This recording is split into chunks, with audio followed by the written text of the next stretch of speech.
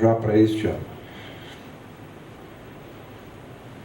Bem, então, falando primeiro desse programa PIT, Parceria para a Inovação Tecnológica. Esse programa é um programa voltado essencialmente para juntar, são parceria entre uma empresa e a FAPESP para financiar uma pesquisa de interesse da empresa em uma instituição de pesquisa, né? Então, FAPESP e empresa se juntam, põem dinheiro e contratam uma pesquisa feita numa instituição de pesquisa que vai realizar essa pesquisa, vai ser realizada por essa instituição, mas com um objetivo aí voltado para a aplicação da empresa. Então, a FAPESP financia de 20% a 70% do valor do projeto. Tipicamente esse valor é 50%, mas pode chegar a 70% em função do risco. Quanto maior o risco, quanto mais especulativa for essa pesquisa, maior a disposição da FAPESP em ampliar a sua participação, né? Então, há duas modalidades. Na verdade, a gente tem um PIT demanda espontânea que vem funcionando desde 95 e, mais recentemente, a FAPESP tem feito convênios com empresas, né? Está aqui, inclusive, o colega da Braskem. A Braskem é uma das empresas. Eu vou apresentar aqui, aqui tem um conjunto de empresas aí, Embraer, Natura, Ourofino, Laboratórios Fleury, Braskem, outras aí que estão se candidatando a fazer essa modalidade, né, de PIT convênio, em que se estabelece um convênio por um determinado valor, até um determinado valor, né? No caso da Dedini, por exemplo, esse valor é 50 milhões Dedini, 50 milhões FAPESP, é um valor expressivo de 100 milhões de reais para ser aplicado em pesquisas voltadas para a tecnologia do etanol, né? Então, são temas propostos. A FAPESP e a empresa lançam uma chamada conjunta em temas que são temas de interesse da empresa, né? Em geral, são atividades de P&D exploratória, né? Não são desenvolvimento, quer dizer, isso é fundamental. Existe um comitê de orientação conjunto montado pela empresa e pela FAPESP, e o mérito das propostas é sempre avaliado pela FAPESP, né? Então, essa modalidade tem crescido bastante e tem havido aí um interesse muito grande de várias empresas nessa área, né? Esse convênio com a Microsoft Research, por exemplo, é um exemplo também muito interessante, porque vai exatamente na linha do que a gente gosta de fazer nesta área, né? A Microsoft Research, que é um braço de pesquisa independente da Microsoft, a exigência fundamental que eles colocaram para se envolver nessa parceria com a FAPESP é que fossem projetos de ponta, projetos que não tivessem aplicação imediata, né? Então, projetos voltados efetivamente para a fronteira da ciência da computação no mundo, para resolver problemas imediatos e para desenvolver software. Eles têm um exército lá que cuida disso, e é uma outra área que não é a Microsoft Research, né? Então, mas isso tem uma série essa parceria com a empresa é muito positiva do ponto de vista de fomentar aí a atividade de pesquisa de fronteira em várias áreas. As propostas aí, aqui a gente tem uma ideia da demanda, né? Da demanda nessa área. No caso do PIT, é uma demanda que cresceu muito em 2007, mas é algo aí em torno de 10 a 15 propostas, né? Por ano, mais ou menos. Em 2007 a gente teve aí um número grande de 40 propostas, e a expectativa é que isso vai crescer bastante nos próximos anos. Alguns exemplos aí de projetos PIT interessantes, parcerias com USP e Petrobras, quer dizer, Petrobras e FAPESP para financiar uma pesquisa realizada pela USP, né, no desenvolvimento da otimização integrada das unidades de refinaria de petróleo, uma parceria FAPESP-Embraer, em que o ITA realizou a pesquisa, e uma com a Natura, em que a pesquisa foi realizada pela Unesp, né? E os valores, como vocês podem ver, também variam muito, né? Como variam os valores naqueles pitch convênio, quer dizer, são valores mais modestos ali, parcerias mais modestas, na faixa do R$ 1 milhão, até parcerias como a da Dedini, na faixa dos R$ 100 milhões, ou da Braskem, na faixa dos R$ 50 milhões, né? Meio a meio, no caso. O outro programa, que é o programa PIP, Pesquisa Inovativa na Pequena Empresa, ele é um programa fortemente inspirado no SBIR, aquele programa americano, o Small Business Innovation Research, né?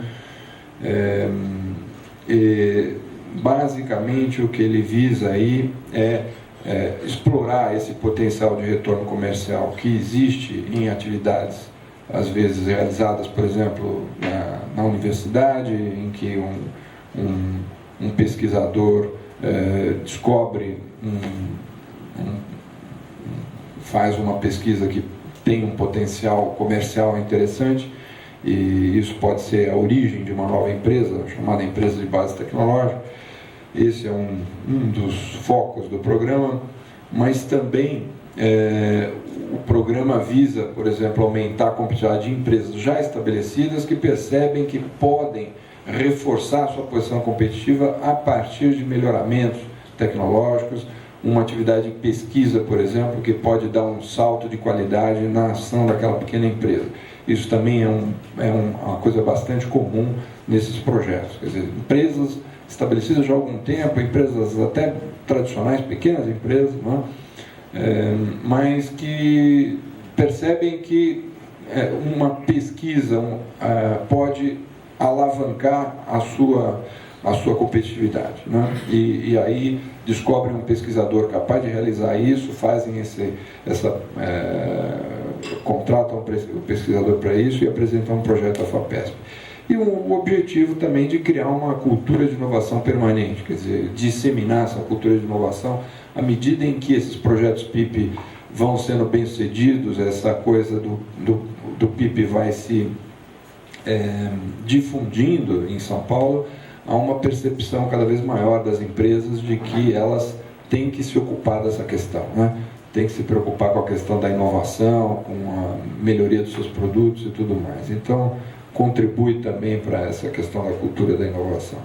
Ele funciona, não se exige contrapartida, é dinheiro não reembolsável, até 625 mil por projeto, numa primeira fase 125 mil e numa segunda fase 500 mil. A primeira fase é voltada para avaliar a viabilidade técnica e científica da proposta, e a segunda fase é para realizar efetivamente a pesquisa, né? O que seria uma terceira fase, que seria o desenvolvimento do produto, o lançamento no mercado, é justamente uma fase que a FAPESP não financia, mas é uma fase que nós podemos financiar e iremos financiar conjuntamente com a FINEP, por exemplo, por meio de editais conjuntos com o PAP da FINEP, e financiar essa terceira fase de empresas que já ultrapassaram essa fase inicial, né? E a questão de que o pesquisador principal deve ser sempre vinculado à empresa, quer dizer, é importante isso também, esse comprometimento do pesquisador com a empresa. Aqui, diferentemente do programa PIT, não se trata de fazer uma parceria para realizar pesquisa numa instituição de pesquisa, né? Aqui nós estamos, a ideia é que esse pesquisador esteja comprometido com a empresa, preferencialmente ele esteja tempo integral dedicado ao projeto, né? Hoje a gente ainda aceita uma dedicação menor do que tempo integral, 20 horas e tal, mas idealmente seria 40 horas dedicadas ao projeto para que a coisa de fato dê os resultados que se pretende. Esse programa, ele teve 723 projetos desde 98, distribuídos aí por essas são as principais cidades em que esses projetos se realizam. São Paulo, evidentemente, se destaca, Campinas também. Onde estão os parques tecnológicos projetados para São Paulo, né? São Paulo, Campinas, São Carlos, São José dos Campos, Ribeirão Preto. E isso dá uma média de mais do que um projeto por semana desde 1988, né? Então, tem crescido muito significativamente isso. Pelas áreas do conhecimento, há uma concentração grande em engenharias. Aí, essa tabela não pega todos os projetos mais recentes, mas esse número vale. Uma concentração bastante grande em engenharias, né? Mais da metade dos projetos, o que é desejável e compreensível, né? Tem um dado interessante de um processo de avaliação dos projetos da FAPESP, que ainda não está pronto, ele está sendo finalizado, mas alguns dados preliminares, eu retirei esse aí de alguns dados que a gente já pode utilizar. Numa avaliação de 62 projetos, 40 tiveram aumentos de faturamento decorrente do PIB, né? E esse número vem crescendo de forma muito acentuada nos últimos anos e deve se sustentar esse crescimento. Então, para dar uma ideia, quer dizer, os gastos, esse faturamento PIB, essa barra azul aí, que mostra o faturamento PIB da ordem de 140 milhões, 140 e poucos milhões, contrasta com os 20 e poucos milhões de recursos da FAPESP investido nessas empresas, né? Então, só o faturamento, se a gente pegar o que esse faturamento a mais gera de imposto para São Paulo, praticamente paga o gasto efetivado pela FAPESP, né? Então, quase que é uma demonstração de autossustentabilidade do programa do ponto de vista do contribuinte, né? Esse investimento acaba retornando na forma de imposto, né? O que a FAPESP está gastando ali em subvenção. Alguns casos PIP interessantes, essa empresa Mextra, que faz pós metálicos, eles desenvolveram um processo de fabricação de pó metálico a partir de sucata de ferro e de alumínio. Essa empresa está indo muito bem. Outra empresa aqui, a Clorovale, que desenvolveu dispositivos em diamante para aplicações para uso odontológico, e agora ela está entrando, aplicando essa mesma tecnologia para brocas com outras finalidades, inclusive para exploração de petróleo. Então, uma empresa que também surgiu a partir daí e que está indo muito bem.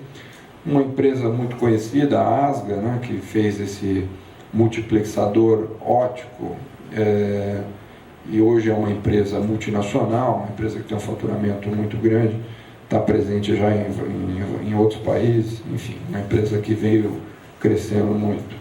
Tem uma série de exemplos aí muito interessantes de empresas que surgiram, que foram alavancadas no seu desenvolvimento pelo programa PIP, né? Opa!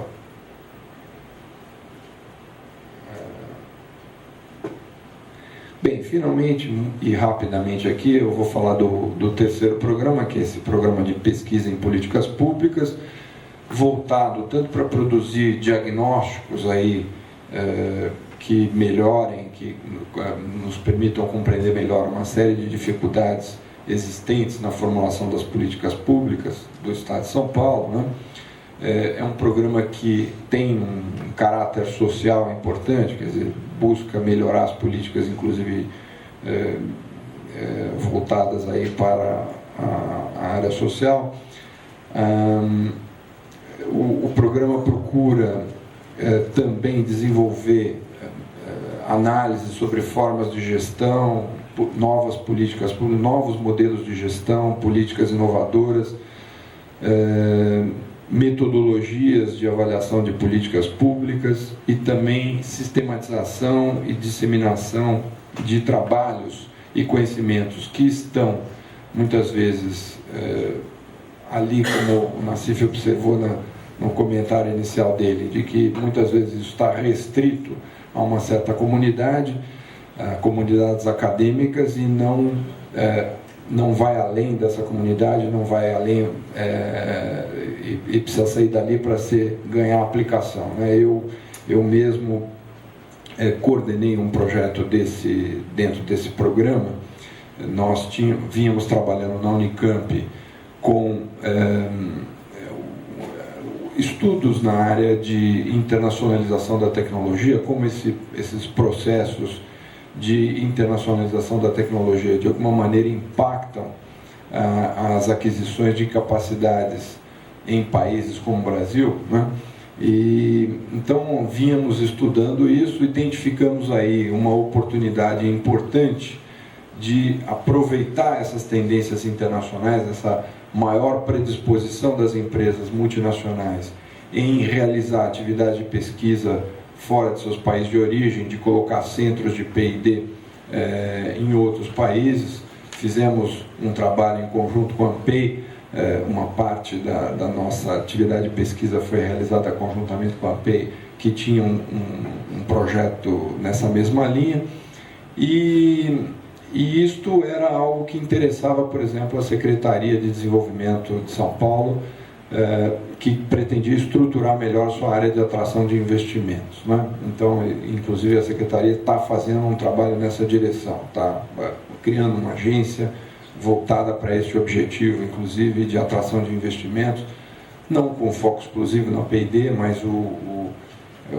nosso trabalho lá tinha esse foco, mas tomando em consideração também isso. Então, este programa de pesquisa em políticas públicas é um programa, na verdade, que procura sempre também fomentar essa parceria entre produtores do conhecimento de um lado, grupos que estão nas universidades de um lado e aqueles que podem usar esse conhecimento de outro lado, né?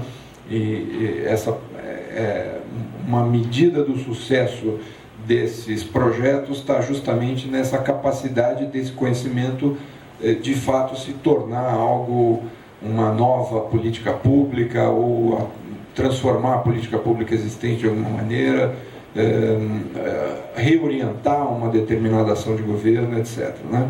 Então, este é o terceiro programa que eu queria mencionar aqui.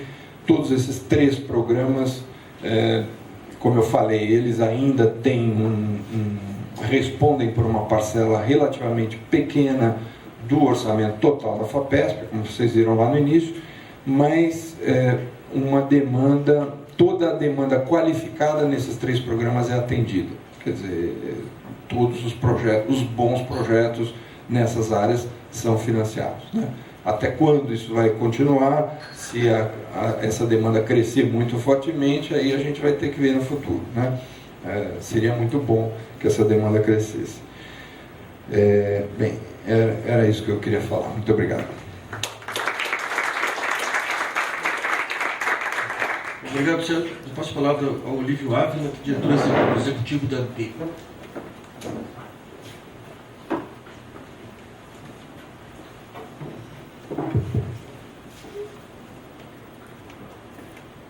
Bom dia a todos. Queria agradecer inicialmente o convite feito pelo Luiz Nassif aqui para a ANPEI. Para nós é uma satisfação estar aqui discutindo esse tema, que para nós é nosso bem de vida, nosso drive.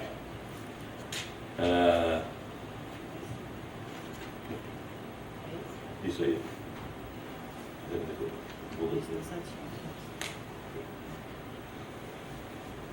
Bom, nós tentamos responder as duas questões que você formulou para nós termos como tema, que é como as empresas inovadoras veem a participação do governo em suas ações e que alternativas podem fomentar a inovação e pesquisa nas empresas.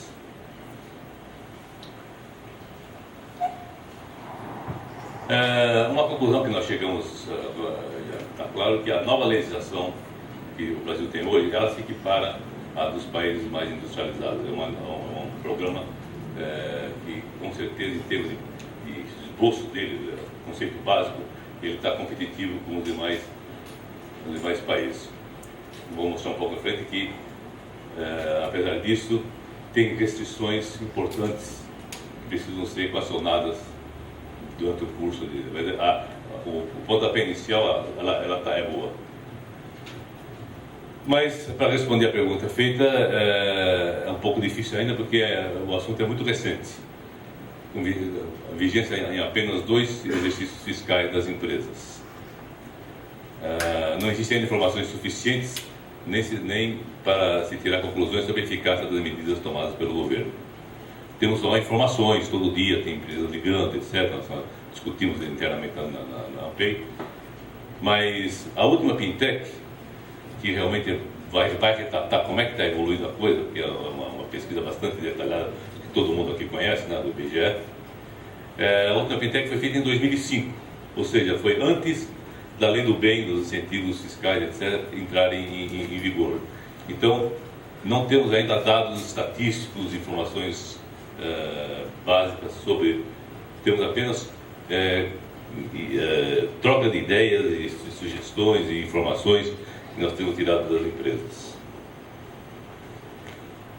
Nessa troca de informações já é possível detectar uma certa tendência de ampliação da capacidade inovadora das empresas, o que já é um bom sinal. Eu acho que as informações apresentadas aqui mostram isso, que está havendo uma tendência. Mas, por outro lado, se percebe que a aceleração do processo evolutivo será lenta e concentrada principalmente nas empresas de maior porte. Esse processo de aceleração. E, no fundo, é o que o Brasil quer. É aumentar, acelerar o seu processo de inovação, porque nós ficamos muitos anos, vocês viram aqui os gráficos, muito parados, né? Enquanto o resto do mundo evoluiu e cada vez evoluindo mais rápido. Quer dizer, nós temos que ter... É tão importante ter os programas, tão importante quanto ter os programas é ter condições de acelerar o processo, né?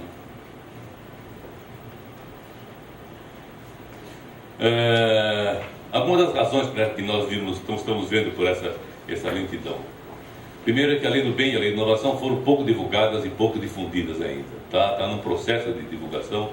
Nós temos um programa com o MCT, justamente tentando fazer que haja essa aceleração, que é o ProInova. Mas ainda é muito pouco divulgado, ainda recebo ligações na ANPEI de empresas grandes dizendo o que é esse negócio.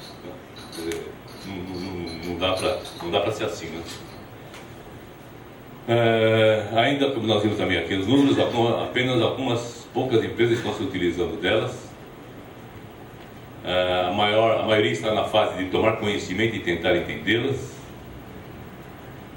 E, de modo geral, pela complexidade das leis, pela dificuldade de se entender o que é e o que não é inovação, essa é uma das dificuldades também que nós estamos tratando lá com o MCT, uma dificuldade muito grande das empresas saber o que é, o que elas colocam, que despesas são classificáveis como despesas de inovação, despesas que não são, como é que a Receita Federal vai encarar isso.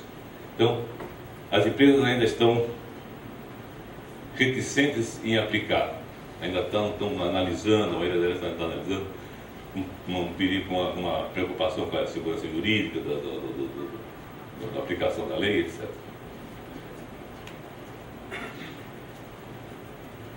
Mas alguns outros fatores limitantes para uma maior aceleração do processo, que agora não é tanto ligado às leis, etc. Mas a cultura não se muda a curto prazo, apenas com leis, decretos, disponibilidade de recursos subsidiados, incentivos, etc.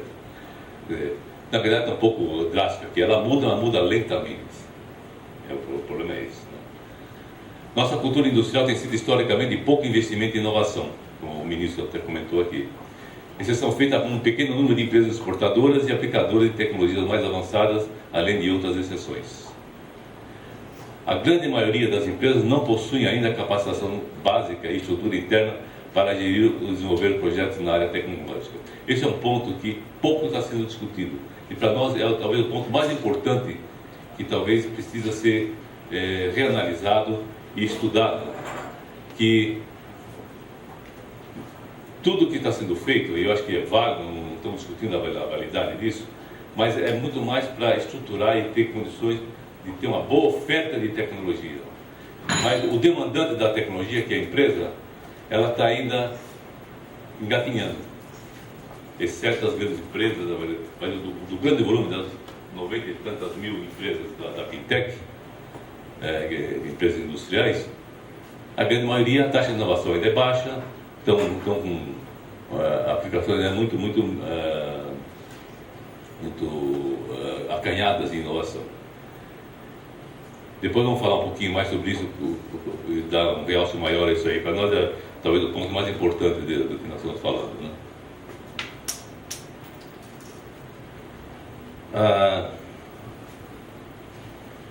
A principal limitação para a utilização dos incentivos e para o aumento da taxa de inovação no país é que só podem usufruir dos principais incentivos dessa lei as empresas que optam pelo regime contábil de lucro real. Somente 8% das empresas do setor empresarial brasileiro trabalham no regime de lucro real. Isso aqui é uma tremenda limitação que ainda não sabemos como quebrar essa limitação, mas a realidade é essa. 92% das empresas brasileiras trabalham no lucro presumido, estão fora dos incentivos fiscais. Então, outra vez, para a questão de aceleração do processo, essa é uma grande limitação.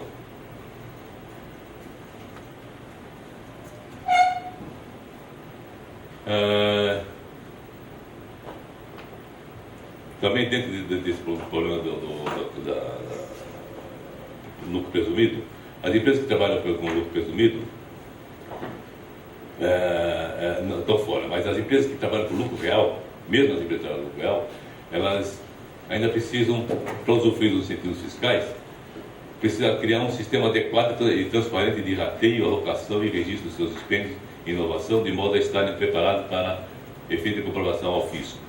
Quer dizer, as empresas não estão, muitas empresas grandes também que temos discutido, elas não têm um sistema adequado de registro detalhado dos gastos alocados para a P&D, normalmente está junto com as outras despesas da empresa. Ela precisa criar um sistema, e tem empresas que estão fazendo um belíssimo trabalho nesse sentido.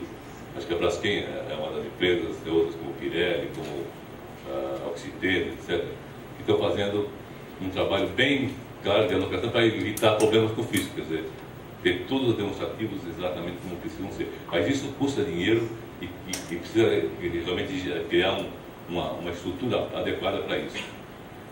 Quanto menor a empresa, mais complicado fica isso.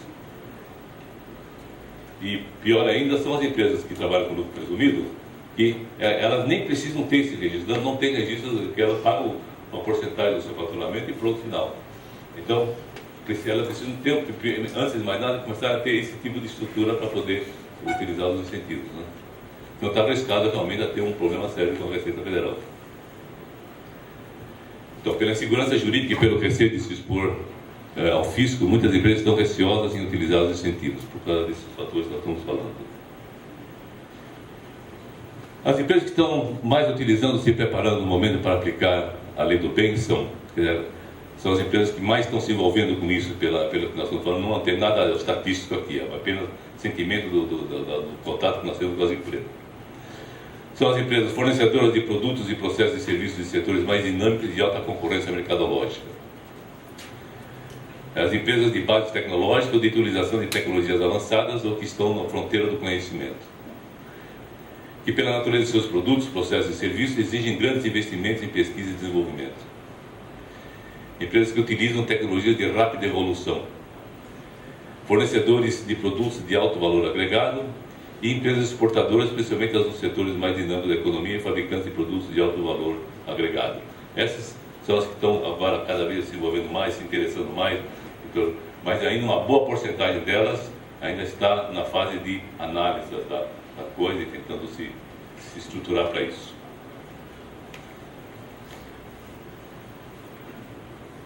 Então isso aqui que é importante, né? Já há um sentimento generalizado por nós detectado de que a simples disponibilidade de recursos de baixo custo ou sem custo, como no caso da subvenção econômica, não darão o devido impacto na necessária aceleração do processo de inovação e competitividade tecnológica esperada no PAC Inovação. Outras importantes variáveis que ainda precisam ser equacionadas para isso. Primeiro, a já citada falta de estrutura e de gestão interna das empresas para gerenciar inovação e para desenvolver tecnologia. Esse é o principal gargalo hoje, é esse. Eu queria citar aqui, eu já citei em várias outras apresentações, mas acho que é importante citar. Nós tivemos na semana passada um simpósio Brasil-Coreia aqui em São Paulo, Nós trouxemos da nossa co-irmã americana, que é a COITA, a Associação de Tecnologia Industrial Coreana, muito similar à nossa entidade. E eles mostraram um programa que foi feito na Coreia. A Coreia, em 1979, ela tinha 40 centros cativos de pesquisa nas grandes empresas coreanas, tipo LG, Samsung, etc., que estavam brigando lá na frente do mercado mundial, já sabiam a importância da tecnologia. Essa não precisa ensinar elas nada, né? Mas perceberam que o processo de aceleração estava muito lento por causa da baixa capacidade e competência tecnológica das empresas da cadeia interna da Coreia. Então criaram um programa de 25 anos, em 1979, para passar de 40 centros de pesquisa cativos de empresas para 10 mil centros.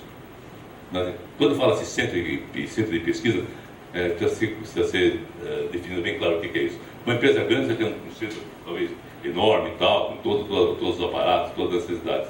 E para uma empresinha pequena, talvez seja só um técnico, alguém assim ainda, um núcleo bem pequeno de inovação. Mas precisa ter esse núcleo para gerir e desenvolver tecnologia. Então eles fizeram esse programa. Desses 10 mil centros, 95% foram de médias e pequenas empresas. Porque as grandes já tinham ou têm recursos para isso, mas mudou completamente o panorama. Hoje, isso terminou o programa em 2003, com 10 mil, e cumpriram 10 mil. Hoje estou com 15 mil. De 2003 até 2007 aumentou mais 5 mil, mais 50%. E isso mudou completamente a forma das empresas pequenas, das empresas fornecedoras, das empresas internas da Coreia, para fazer projetos. Esse é um ponto que nós discutimos muito. Todo o nosso sistema está muito ligado a recursos para projetos. Só que antes de fazer projeto, ele precisa ter competência para fazer. E recursos para se estruturar ainda não estão equacionados no país. E talvez nós estamos dando um passo talvez um pouco na frente. Não significa que não seja importante, é importantíssimo que tenha recursos para projetos. Mas antes disso precisa ter recursos para estruturar.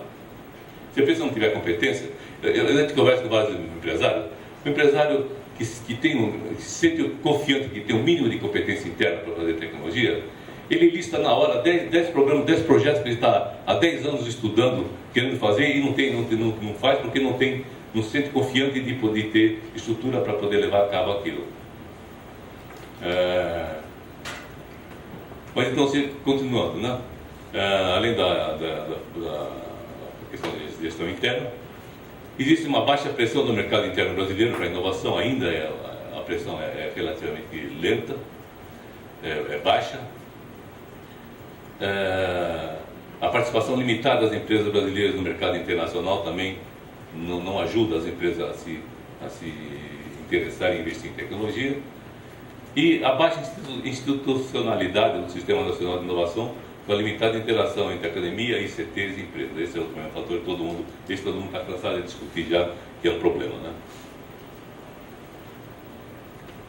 Outras ações necessárias para acelerar o processo, além daquilo que nós mostramos. Eu dividi em parte do governo e parte das empresas, né? Por parte do governo, nossas sugestões ainda iniciais, como estou falando pelo que nós vimos até agora, do governo, estimular e fomentar a participação do Brasil e das empresas brasileiras no mercado global em produtos de alto conteúdo tecnológico. O maior chamariz para a empresa para investir em tecnologia é o mercado, é a concorrência que está no mercado externo. Segundo, apoiar e subvencionar as empresas na estruturação tecnológica interna, visando capacitá-las adequadamente para inovar e para gerir seus processos de inovação de forma contínua e estruturada. Essa preocupação da não competência interna é que pode a empresa pegar recursos, faz um projeto, pega recursos para o projeto, faz um projeto, mas terminou ele, ela volta praticamente quase para estaca zero porque não teve estrutura para dar continuidade, como já foi mostrado aqui anteriormente. É tão importante quanto fazer o projeto é ter continuidade e desenvolvimento contínuo de projetos, né? Gerar recursos humanos bem preparados e voltados para pesquisa, desenvolvimento e inovação das empresas. Também já foi comentado aqui, né? prover as instituições científicas e tecnológicas, ICTs, de recursos humanos e materiais para fazer pesquisa voltada para a inovação e para atender às necessidades tecnológicas das empresas.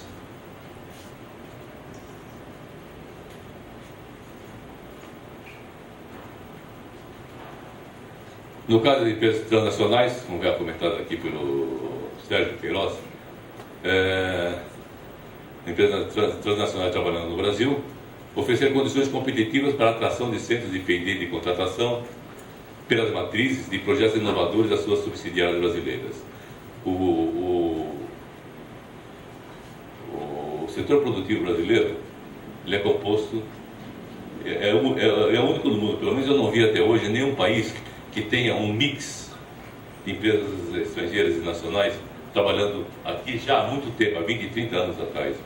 Então, muitos países industrializados estão começando agora a atrair empresas estrangeiras. O Brasil já tem empresas estrangeiras aqui enraigadas no país, que já são empresas brasileiras, na realidade. Então nós temos um potencial muito grande aí, né, dessas empresas que já conhecem o Brasil, já sabem como lidar com o Brasil, já tem o capoeira do Brasil, de trazer mais projetos aqui para o Brasil, né? Já tem vários exemplos disso, de empresas que têm tido sucesso nisso. E esse foi o motivo do nosso estudo que nós fizemos com a Unicamp, com a solicitação da BDI. Mas tem várias sugestões lá de como fazer isso. Nós sabemos que a Índia e a China estão fazendo grandes programas de atração de centros de P&D para lá. Nós precisamos também cuidar muito disso, é importante. Agora, por parte das empresas. Primeiro, mudança da postura com relação à inovação, incentivando toda a organização a inovar a partir das mínimas coisas. Criar o espírito de inovação contínua. Essa é a nossa preocupação quando nós falamos sobre a estrutura, né? Segundo, criar e desenvolver estrutura mínima interna capacitada a gerir e a desenvolver inovações, produtos, processos e serviços competitivos.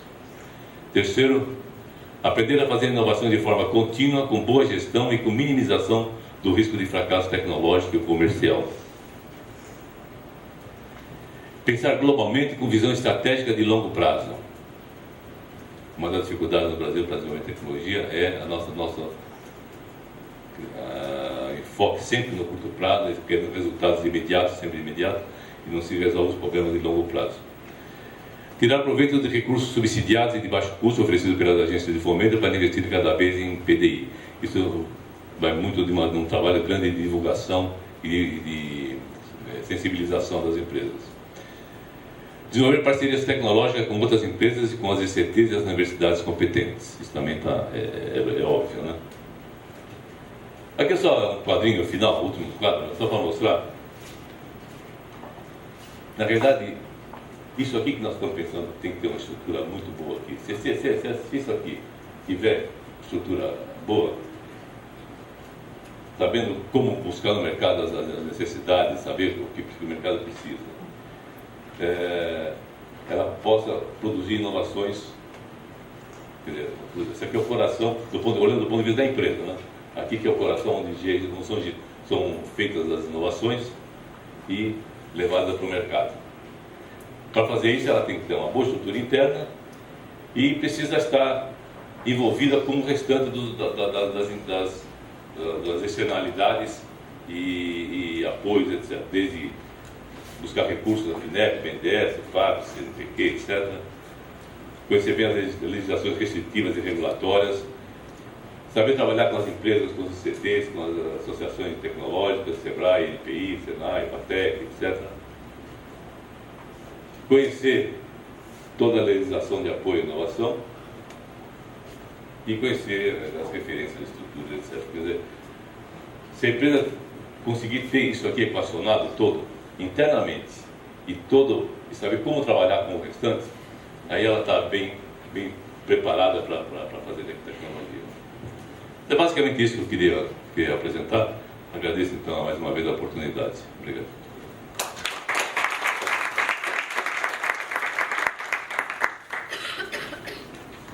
Bom, muito obrigado, Olívio. Eu passo a palavra agora ao Jorge Guimarães, que é presidente do CAPES.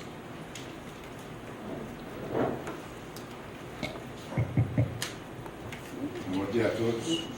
também agradecer ao Nassif a oportunidade de vir aqui discutir como a CAPES vem atuando na questão da inovação e as suas relações com os fundos setoriais. Eu fiz uma mudança da avaliação para esse tema, porque achei que ele é mais oportuno e, por conta disso, não fiz uma apresentação formal, mas posso depois, eu, Nassif, te mandar o material que ilustra o que eu vou falar.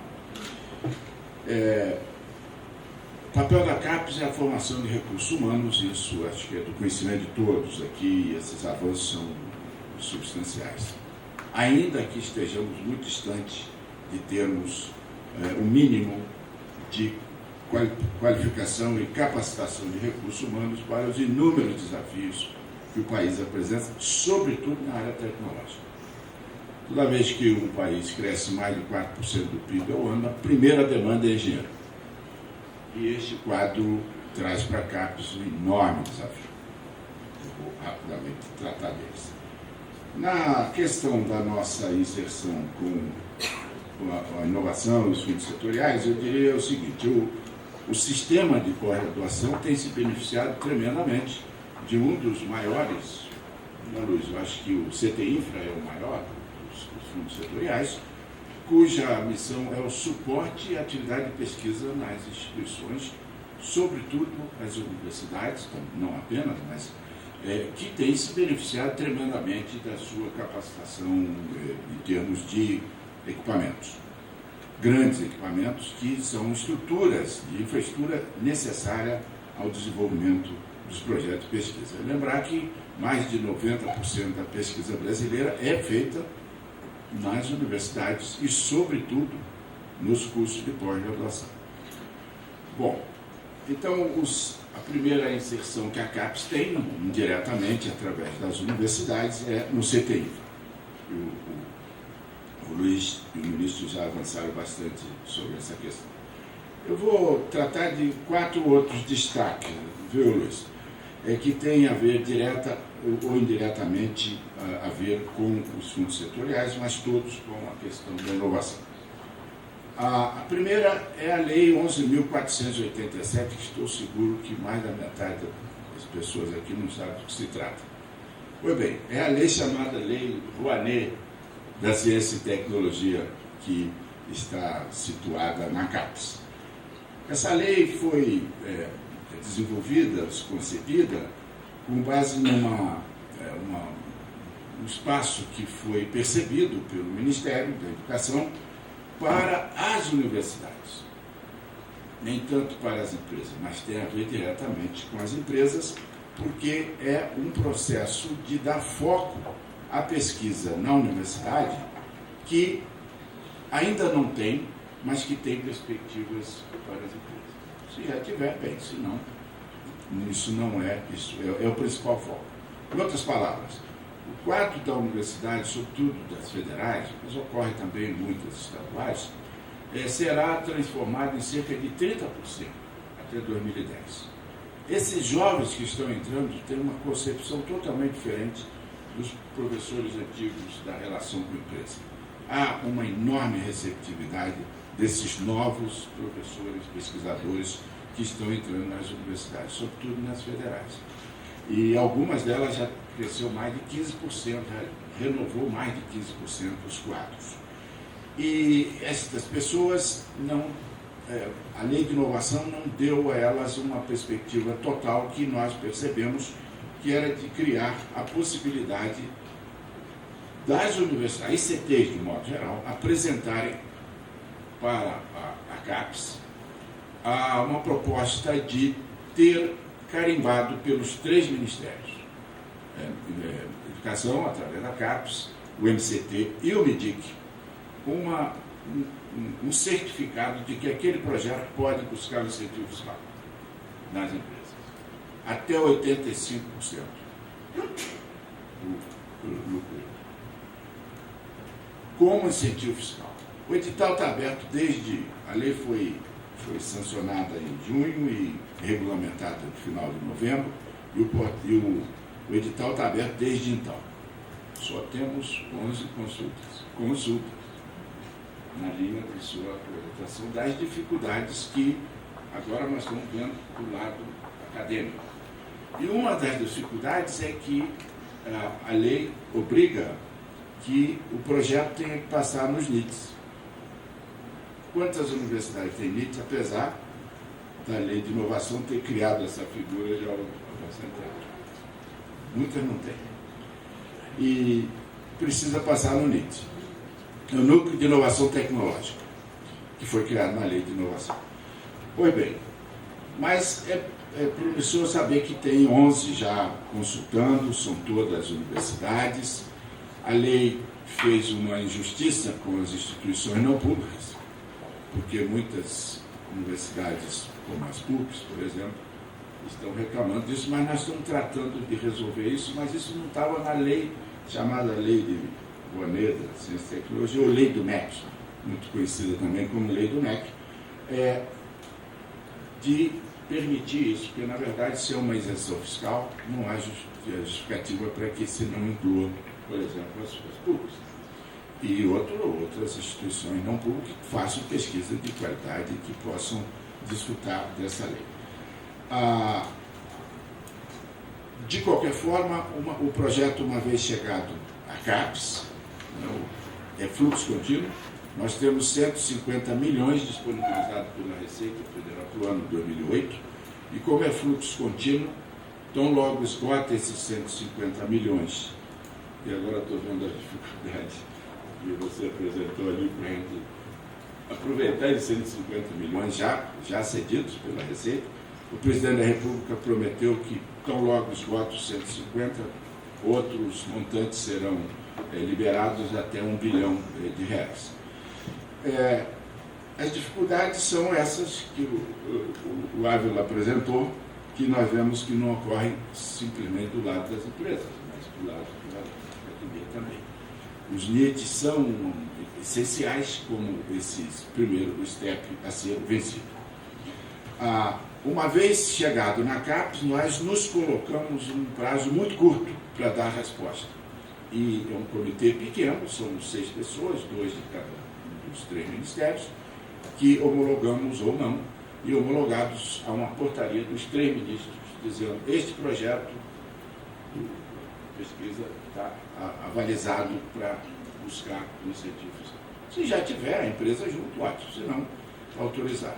Diferentemente de outras formas de incentivo, ela é aberta a qualquer setor empresarial.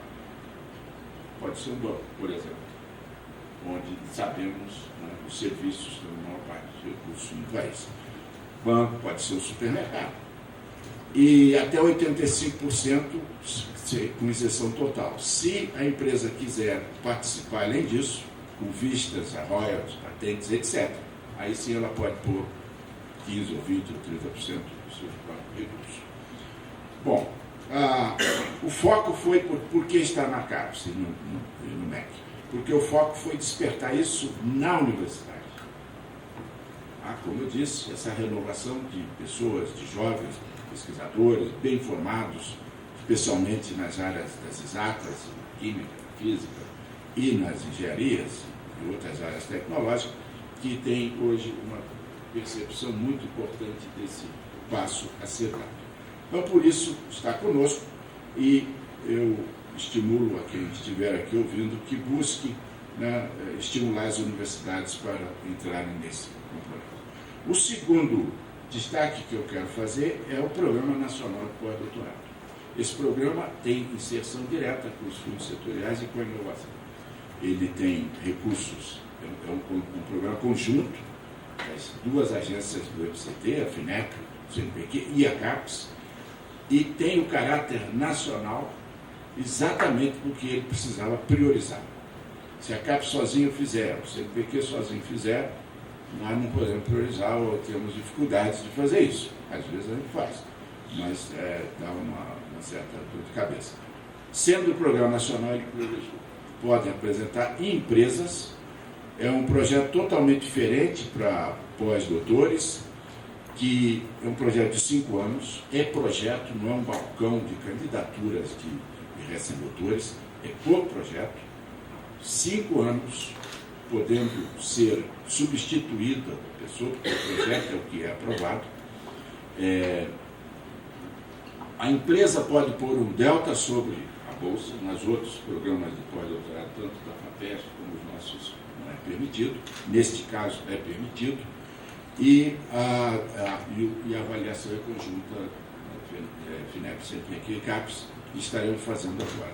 Já fechamos a primeira rodada, temos 980 e poucas propostas para CAPES e 800 no CNPq, foram apresentados por empresas com universidade, projetos nascentes de universidade com empresa, uma empresa que tenha, por exemplo, um bom projeto que precisa investir 300 mil reais, nós vamos entrar com 200 mil por esse mecanismo, de tal sorte que foi estimulado aí depois buscar a FINEP, a FAPESP, enfim, o BNDES, outra forma de financiamento mais alto, porque ele já tem esse indivíduo, esse candidato, através do perfil do candidato para o desenvolvimento do projeto X. Muitos de risco, outros já mais avançados. Esse programa ele foi desenhado para ser fluxo contínuo e, todavia, como é a primeira vez que fazemos isso, fizemos com um deadline definido, já foi fechado e já estaremos julgando e distribuindo. São 750 bolsas.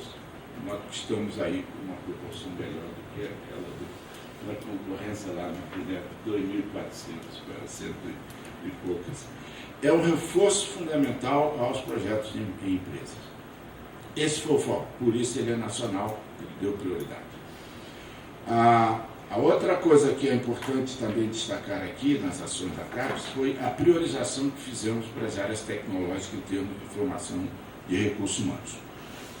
As engenharias especial têm um destaque maior na CAPES, a prioridade é 45% sobre a média das demais áreas, porque, meus caros, apesar de estarmos formando 10 mil doutores por ano, só 13% é das engenharias e computação juntas.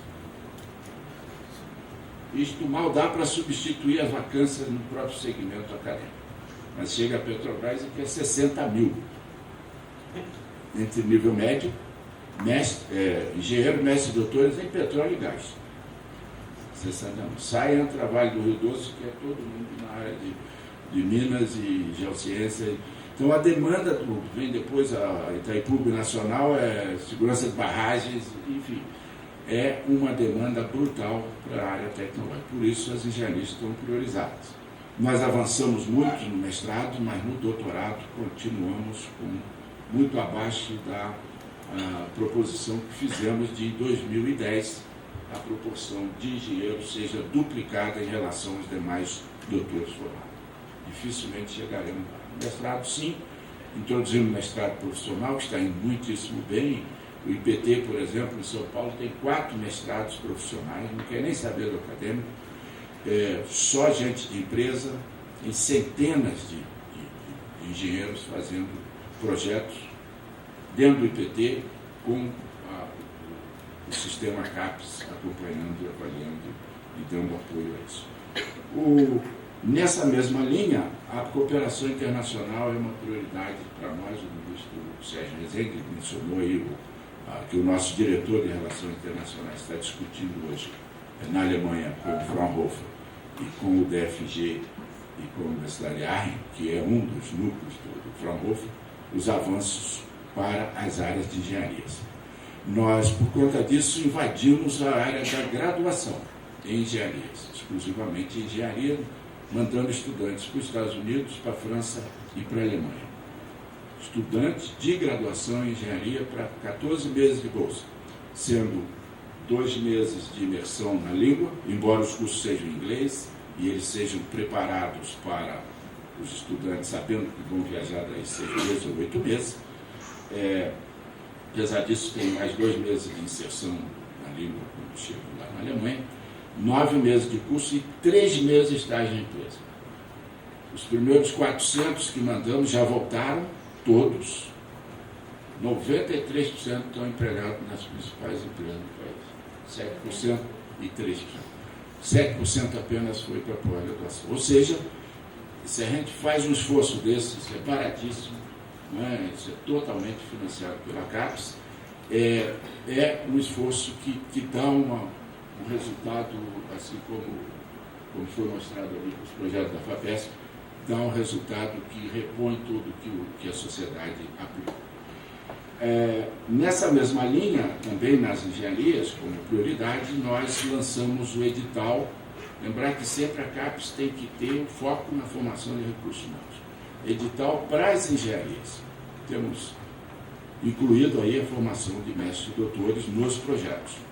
Os temas foram definidos a partir dos nossos coordenadores de áreas das engenharias e computação, para nos dizer quais são as áreas em que nós estamos mais deficitários em relação à formação de recursos humanos. Temos 180 propostas, das quais 40 em TV digital.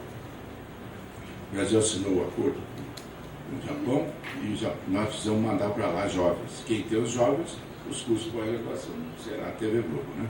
Para fazer hardware, software, atrizes tudo bem, atores também, mas para essa área não. Portanto, há nitidamente uma prioridade definida sobre com respeito às engenharias. O quarto e último ponto também tem inserção direta nos fundos setoriais, que é o portal de periódicos da CAPES.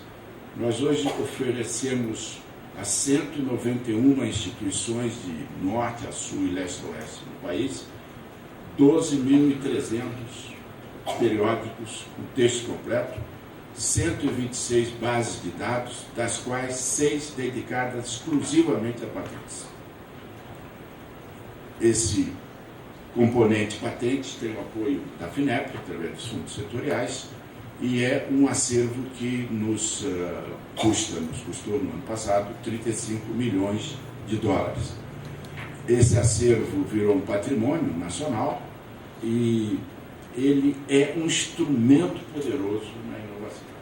Nós, por conta disso, demos um apoio indutivo ao NPI, estamos fazendo a mesma coisa com o IMETO, para o que eles não tinham acesso a esse instrumento. Então, nós fornecemos o acesso ao NPI e ao IMETO. O IMETO tem que descer lá de Xerém para vir ao UFRJ acessar esse poderoso, né, acervo de informações atualizadas diariamente. E, mais ainda, introduzimos no INPI um mestrado profissional em propriedade intelectual e outro no IMETO. De modo que eram esses pontos, Nassif, que eu queria trazer aqui para mostrar que a CAPES está inteiramente afinada e alinhada com a questão da inovação. Mais ainda, nós botamos no PPA a formação, desde 2005, a formação de recursos humanos para a política industrial. E destacamos 45 milhões de reais somente para esse segmento. Então, com isso eu queria dizer que eventos como esse são muito importantes para a gente poder ter a oportunidade de dizer que é possível sim fazer ou traçar perspectivas. As dificuldades são culturais, né? e outras legais, né? Que decididamente mostra que é preciso a gente passar desse ponto. Muito obrigado.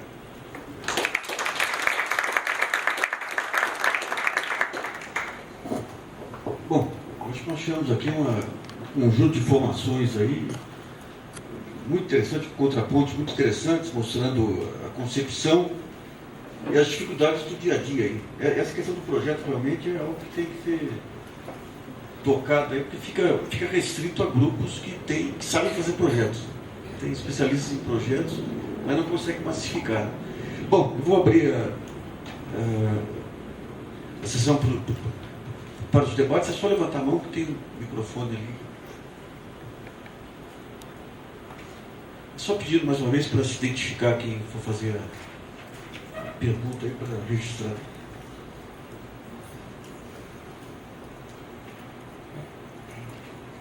Carlos Comando, vice da ASPEN, também sou diretor da AMPEI. Eu queria fazer alguns comentários e levantar uma questão que para mim é uma questão um pouco esquecida nessas discussões, Com relação à gestão de projetos, concordo totalmente, repercutindo, fazendo eco com os comentários do Olívio, é uma questão extremamente importante. A Braskem tem um sistema de gestão reconhecido, inclusive foi prêmio FINEP, 2 ou 3 anos atrás, região sul.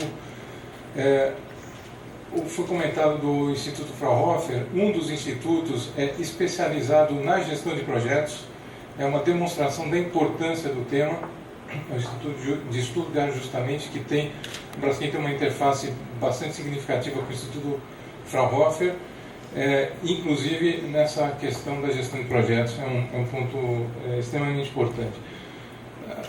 O segundo aspecto é com relação ao motor da inovação. O motor da inovação, efetivamente, não está do lado dos recursos. A inovação de graça não é um motivo, não é um motor do esforço em inovação. O esforço é muito mais do lado da recompensa, do retorno. Então, o reconhecimento da inovação por parte da sociedade, para mim, é um ponto fundamental.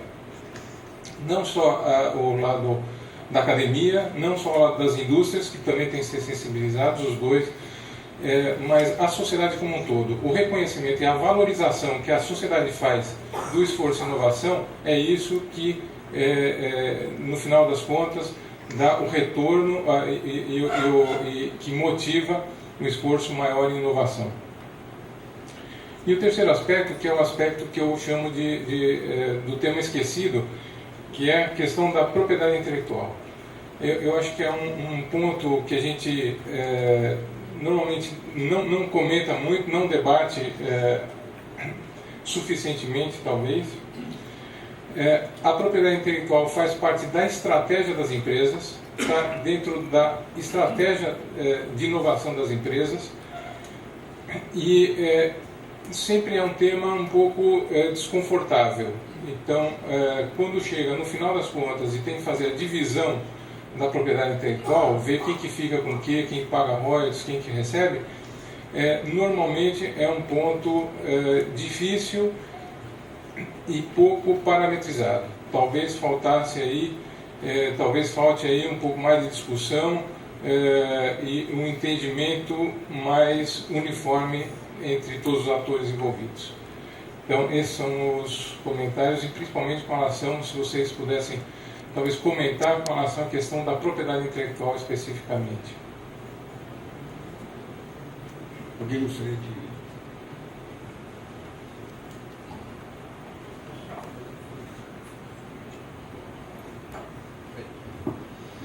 Eu queria, na verdade, aproveitar a deixa para levantar uma questão, para comentar esse teu ponto com relação ao motor da inovação, né? Porque eu acho que uma questão que transpareceu para mim aqui nas várias exposições, desde a exposição inicial aqui do ministro, é que nós estamos disponibilizando um conjunto de instrumentos em vários níveis, federal, estadual, que certamente vão dar suporte à inovação, mecanismos de financiamento e uma série de facilidades, e nós temos que cuidar de que a demanda pela inovação corresponda a esta oferta de instrumentos e outras coisas, né? Eu acho que estamos numa situação, na verdade, eu acho que a demanda tecnológica é crítica, é uma coisa crítica. A gente precisa fomentar a demanda tecnológica. E quando o ministro mencionou aqui uma coisa interessante, que é o fato de que essa meta de se chegar a 1,5% de gasto em P&D como percentual do PIB, é uma meta já colocada por várias vezes, em várias outras ocasiões, e nunca se chegou. E agora temos novamente esse objetivo de chegar. O Brasil, ele já gasta, o setor público já gasta em P&D um valor que corresponde mais ou menos ao que a maioria dos países desenvolvidos gasta, algo entre 0,60% e 0,70% do PIB, gasto efetuado pelo setor público. O resto é privado. O resto que completa os números que vão aí a 2,5%, 3%, 3,5% do PIB nos países mais avançados, é tudo gasto privado, né? Então, quer dizer, se nós não fizermos um enorme esforço para aumentar a demanda tecnológica, e principalmente nas empresas, eu acho que a coisa não vai funcionar muito bem. Eu acho que existem medidas de oferta que de alguma maneira estimulam também a demanda. Então, o próprio caso, por exemplo, que a gente vê lá, eu citei aqui os casos dos projetos PIP, em que algumas empresas elas alavancam a sua competitividade por meio da inovação. Isso gera uma espécie de efeito demonstração, em que você, o outro ali, o vizinho ou não sei quem, percebe que se ele fizer esse investimento ele vai ter um retorno, né? Então, e nos casos em que há competição, então aí esse retorno, essa digamos, a decisão de ir atrás, ela é uma imposição, não é uma opção. Ela necessariamente a firma tem que ir atrás, porque senão ela está fora do mercado. Então, digamos que aí esse trabalho, às vezes as nossas ações pelo lado da oferta, nossas que eu estou falando aqui em todos os âmbitos, né, do setor público, as universidades que também são ofertantes de tecnologia e tudo mais, essas ações do lado da oferta, elas podem de alguma maneira ajudar a inocular esse vírus da inovação em algumas empresas, e aí essa coisa se dissemina. Mas eu acho que não basta, eu acho que a gente tem que pensar em outras coisas, porque caso contrário nós corremos um sério risco de termos mais dinheiro do que projetos. Essa é que é a verdade, né? Deixa eu dar uma... Olha, esse é um ponto muito delicado. Os países que produzem muita patente, só 3% vem do setor acadêmico, 97% do setor industrial. E no Brasil, as 20 maiores depositárias de patentes, 5 são universidades. Isso dá 30% do total. Ou seja, temos aí uma situação complicada. A Unicamp produz mais patente que a Petrobras. Em primeiro lugar no Brasil é a Unicamp. Bom, se só ter a patente sabemos que não é suficiente, mas no caso da Unicamp, sabemos que a Unicamp está, sim, negociando bem suas patentes. Portanto, também temos aí um outro dado importante. A CAPES passou a priorizar as patentes nas áreas em que cabe, naturalmente, na avaliação dos cursos. E está crescendo bem. Vem crescendo muito o número de patentes. Mas há esse desconforto de que o setor industrial não vem produzindo patente na proporção que a gente acha que deveria, e aí estão incluídas nessas 20, várias multinacionais. Eu acho que uma das razões está dentro da cultura. O Brasil é um país esquisito, muito novo para muita coisa, né? Se a gente considerar que a nossa universidade tem 50 anos, com exceção da USP tem 74, as outras faculdades que existiam não tinham o caráter que tem a universidade hoje. Esse sistema ele não deu tempo de fazer essa inter-relação. Eu digo isso há pouco que estamos renovando 30% dos quadros docentes nas federais, e essa nova geração tem outra visão, né? Isso vai surgir muita parte do setor industrial, porque, né, a CAPES, por exemplo, não põe a menor dificuldade com a questão do patente. Não quero nem saber disso. Se tem uma interação do nosso bolsista com a empresa, vai resolver na empresa com o bolsista e a sua universidade. Nós não temos isso. Quer dizer, a gente quer que essa coisa não tenha mais um agravante da agência. Nós estamos fora disso. Bom, mas, de fato, é uma questão a ser muito, muito discutida. Veja que os italianos que vieram lá para a Serra Gaúcha há 180 anos, trouxeram aquela tecnologia do vinho. Ficou assim até 20 anos atrás. A mesma tecnologia, o vinho, uma porcaria, né, cooperativas, enfim, de 20 anos para cá, veja bem, muitos filhos de italiano e netos ficaram analfabetos, por falta de escola e falta muito menos de universidade. passaram aí para a Califórnia, para a França, para a Espanha, né, Portugal, e, enfim. E aí hoje temos o vinho que nos espumantes já estão muito bem colocados no mundo. O tinto ainda vai demorar um pouco. Mas é esse, quer dizer, não tendo a instituição universidade, é muito difícil você pôr a empresa ir buscar algum apoio. Pelo menos me conforta achar que, como o nosso sistema é novo, que a gente vai sair dele. Mas, de fato, a situação hoje é bastante desconfortável. Veja que nós costumamos muito fazer monitoramento da nossa ciência. O Brasil está em 15º lugar no mundo, na produção científica. Mas nas patentes, agora, esse era um dos gráficos que eu mostraria ali. Esses países com quem nós estamos competindo, Coreia, China, Espanha, Taiwan, Singapura, para nós, né? Estão na nossa frente, em produção científica, nas tecnológicas. Todas as 8 sub-áreas das engenharias, com exceção da espacial e de petróleo, todos estão na nossa frente e produzem muita patente. Então não há incompatibilidade, na verdade, na produção científica e na produção de patente, mostrado por esses países. Mas eu acho que nós vamos sair dessa, mas vai precisar ainda alguns anos de esforço no sentido de fazer essa aproximação. O Sérgio mencionou uma coisa que eu vou tirar um pedacinho dela, porque eu acho que é extremamente importante. Há um trabalho do indiano, que trabalha na Universidade Americana, já tem uns 10 anos esse artigo, mostrando que, excluído os Estados Unidos, mais de 90% do conhecimento que subsidia uma patente, na Coreia, no Canadá, na Alemanha, na França, enfim, todos os países que produzem muita patente, provém de pesquisa feita no próprio país. E mesmo nos Estados Unidos é mais de 80%. Os Estados Unidos ainda puxa um pouco de outros países, mas, ou seja, é o conhecimento gerado ali. E mais ainda, financiado esses projetos que subsidiaram a patente por agências públicas. Ou seja, na mesma linha que o Sérgio falou do exemplo da FAPESP, e que é o caso também na FINEP.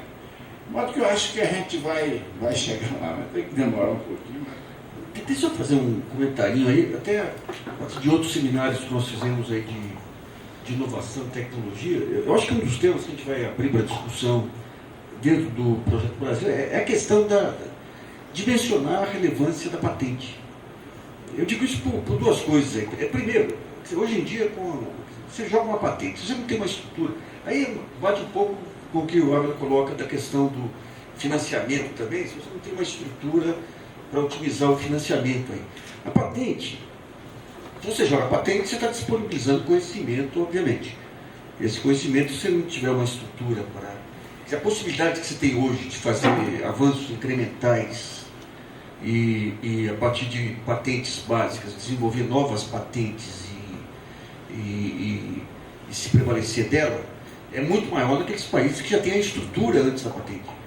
Eu não sei, eu estou até dar uma chegadinha na Unicamp para ver qual que é a relação custo-benefício, por exemplo, o custo que a Inova teve com aquele conjunto de patentes e o que resultou efetivamente em aumento de produção, melhoria de produtividade e tudo mais.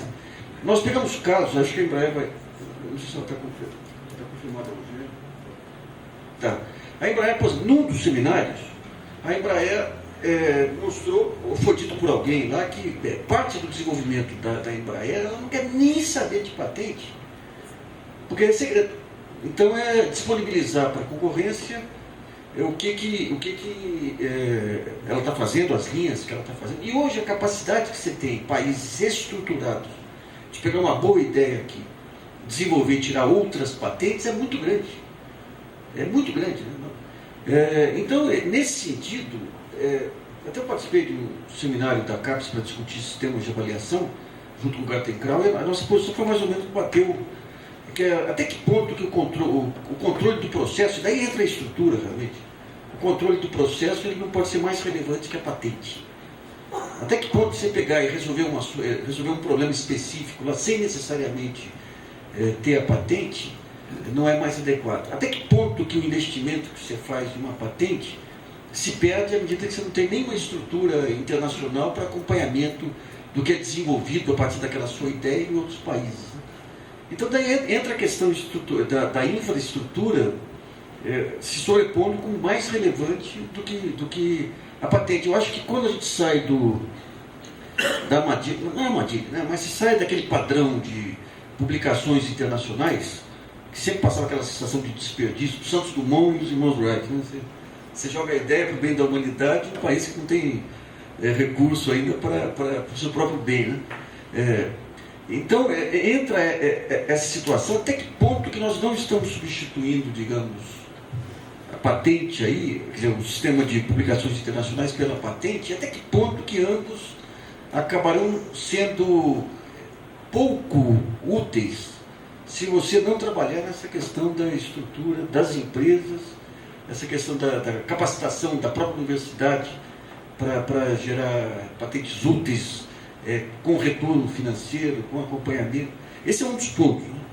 Outro ponto que também faz parte dessa falta de infraestrutura é o próprio conflito entre o pesquisador e as empresas. Nós tivemos alguns casos relatados aí em seminários do Projeto Brasil, que o sujeito tem uma boa ideia, daí vai negociar com a empresa, e daí ele quer royalties de 15%, por exemplo. Tem um conflito muito grande com a rentabilização dessa ideia. Então passa mais uma vez por esse trabalho de base aí, que eu acho que é um ponto central, sem o qual as melhores ideias acabam se perdendo e sem frutos mais efetivos para o país, né? Essa observação. Só que tá ligado? Aqui, agora acho que só fazer poucos comentários. Um geral que me preocupou um pouco, acho que a gente tem que ter alguma cautela, ao diagnosticar a situação que nós encontramos hoje. Eu não acho que nós estejamos numa situação no Brasil de excesso de crédito para apoio à inovação. Mas acho que isso é importante, né? Acho que nós ampliamos a oferta de crédito, criamos novos instrumentos, mas o quadro ainda é de necessidade de expansão de crédito canalizado para a promoção da inovação. E tem uma questão conceitual embutida dentro disso, porque foi perguntar aqui qual é o motor da inovação. Não tem dúvida que o motor da inovação está na empresa. Agora, em todos os países onde houve sucesso no enfrentamento do desafio da inovação, esse motor foi alimentado por uma espinha dorsal que é o financiamento público.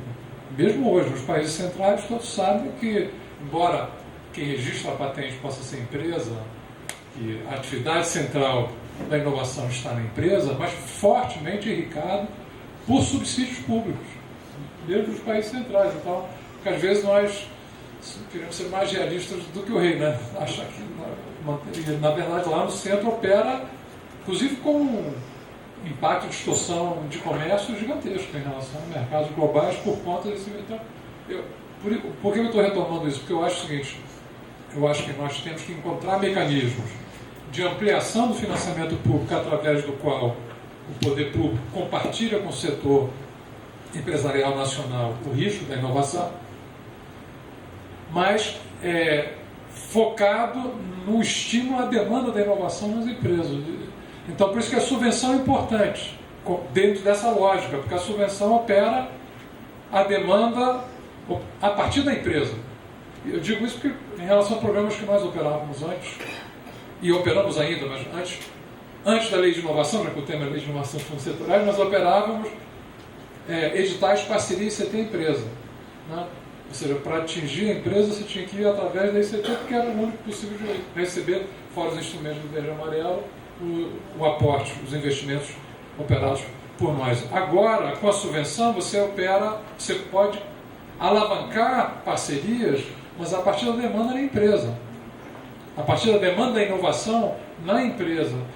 E isso também não é contraditório, esse é um outro ponto, com indução do poder público. Acho que a própria construção do Edital Nacional da Subvenção são identificados gargalos tecnológicos cruciais, críticos para o desenvolvimento do país. Isso tudo é visto em função de políticas públicas promotoras do desenvolvimento, aonde está o gargalo e se há capacidade empresarial para enfrentá-lo. Havendo, vamos abrir uma concorrência pública, via o edital da subvenção, para atingir isso. Porque foi dado o exemplo da Coreia aqui, é verdade. Agora, a Coreia, parte do seu esforço foi viabilizado, estruturado, porque o Estado escolheu. Aí, no caso, muito mais do que nós, as empresas líderes, né? Designou as empresas líderes e estruturou cadeias produtivas em apoio a elas. Isso está fora de questão hoje, mas nós podemos operar dessa forma, sobretudo via subvenção, com indução competitiva de inovações tecnológicas de interesse estratégico nacional. Então, acho que esse é um ponto que é importante. Agora, é um processo prolongado, estou de acordo, né? Porque e o drama é que nós temos pressa também, né? O processo é prolongado e nós temos pressa porque os outros estão avançando rapidamente. Por exemplo, da Coreia, da Índia, da China, os outros estão avançando rapidamente nesse terreno. Então, esse é o nosso desafio, o nosso dilema. Nós temos que, e portanto, um fórum como esse, acho que é muito importante que a gente construir uma visão integrada, uma ação convergente de todos os atores. Isso é muito importante. Só deixa eu fazer uma última observação aqui sobre a questão da propriedade intelectual. Eu acho que isso é um problema. Isso é parte ainda da insegurança jurídica mais ampla dos novos instrumentos criados para promover a inovação. A lei de inovação abriu possibilidade, do ponto de vista de haver negociação entre parceiros sobre repartição tanto da propriedade quanto dos royalties advindos dessa propriedade. Agora, eu acho que faltam normas mais consolidadas e há conflitos de interesse. Eu digo isso, vou dar um pequeno exemplo. Papo de subvenção. Quer dizer, a FINEP tem como política o seguinte: olha, nós aportamos, a propriedade é da empresa que faz a inovação, porque no nosso caso, a nossa missão institucional é fomentar a inovação que tem como motor, carro-chefe, a empresa.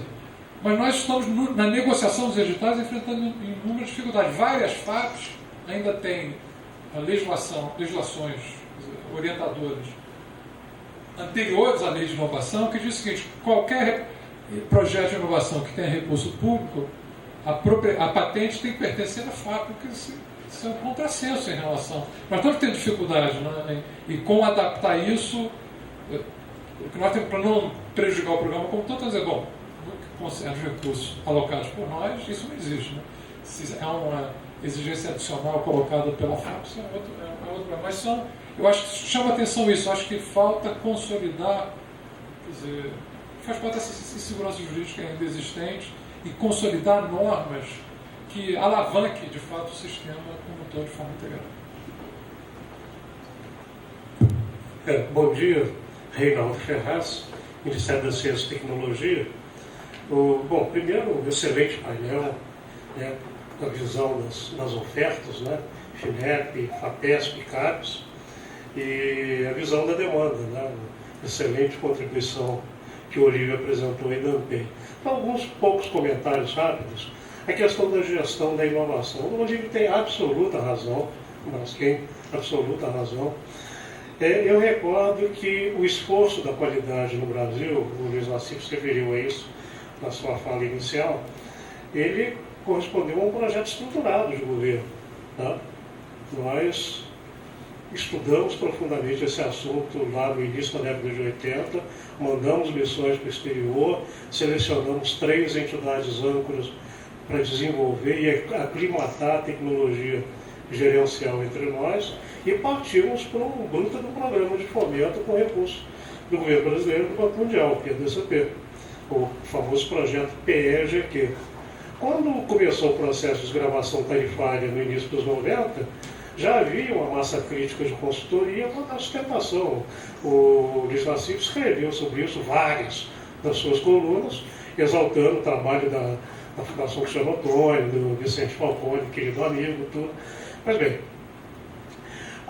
os resultados desse programa de governo foram objeto de um trabalho da CNI que mediu que havia um resultado concreto apropriado pela indústria, que a produtividade estava crescendo a uma média aí de 8% ao ano, 8,2% para ser mais exato.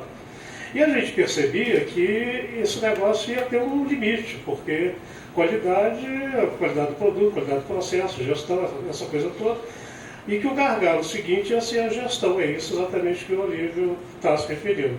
Então o que a gente está tentando fazer? Nós estamos tentando revisitar esse modelo, né?